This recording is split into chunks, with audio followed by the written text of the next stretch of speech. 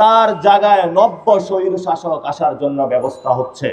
যখন সরকার গঠন হয়েছে, বিশ্বাস করে অনেক মানুষকে সরকারে বসানো হয়েছিল, সেই মানুষগুলো বাংলাদেশের মানুষের সাথে প্রতারণা করেছে। আমরা চেয়েছিলাম একটি নতুন সংবিধান, নতুন জীবনযাত্রা, নতুন স্বাধীনতা। আমাদেরকে তারা নিয়ে গিয়েছে সেই আওয়ামী লীগের পুরাতন বন্দোবস্তে। শেখ হাসিনা পরিবর্তন হয়েছে, তার জায়গায় নব্য স্বৈর শাসক আসার জন্য ব্যবস্থা হচ্ছে। সংস্কার কমিশন গঠন হয়েছে, সংস্কার কমিশনের মধ্য দিয়ে সেই স্বৈরাচার ব্যবস্থা বন্ধ করার জন্য আমরা উদ্যোগ নিয়েছিলাম। কিন্তু একটি দল এসে বলল, না, তুমি এ ব্যবস্থা নিতে পারবে না, কারণ আমার যে কায়েমি স্বার্থবাদী, আমি যেভাবে বাংলাদেশকে শেখ হাসিনার মতন রোল করতে চাই, চালাতে চাই, সন্ত্রাসী করতে চাই, চাঁদাবাজি করতে চাই, এটা বন্ধ হয়ে যাবে, এই জন্য আমি সংস্কার মানি না। তারা এ নিয়ে বিনিয়োগ সংস্কার কমিশনকে নস্যাৎ বা ভণ্ডুল করার চেষ্টা করলো।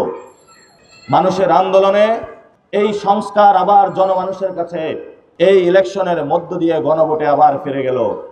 জামায়াত ইসলামী এই গণভোট আন্দোলনের প্রথম সারির এক লড়াকু সৈনিক ছিল, যারা দিন দিন বলে গিয়েছিল বাংলাদেশে গণভোট হতে হতে হবে হবে হবে ইনশাআল্লাহ, এবং তাদের সে আন্দোলন সাকসেসফুল হয়েছে। আপনারা অনেক বেদনা নিয়ে আজকেও ঘর থেকে বেরিয়ে এসেছেন।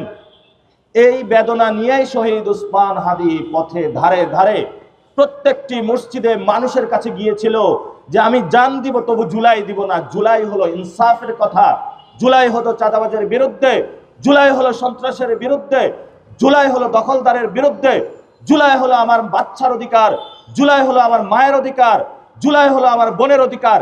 এই অধিকার প্রতিষ্ঠা করার জন্য উনি গণতান্ত্রিক আন্দোলনে শরীক হয়েছিলেন। এই ঢাকা ৮ আসনে দাঁড়িয়েছিলেন।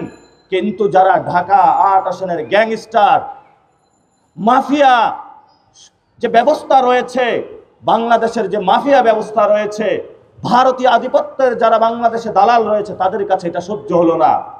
যদি হাদি ভাইদের রক্ত আমরা বৃথা না দিতে চাই, তাহলে হাদি ভাই যে ইনসাফের জন্য, চাঁদাবাজির বিরুদ্ধে, সন্ত্রাসের বিরুদ্ধে, দুর্নীতির বিরুদ্ধে ঢাকা ৮ এবং বাংলাদেশে যে আন্দোলন সূচনা করেছিলেন, সেই আন্দোলনে আবার আমাদেরকে এগিয়ে নিয়ে যেতে হবে।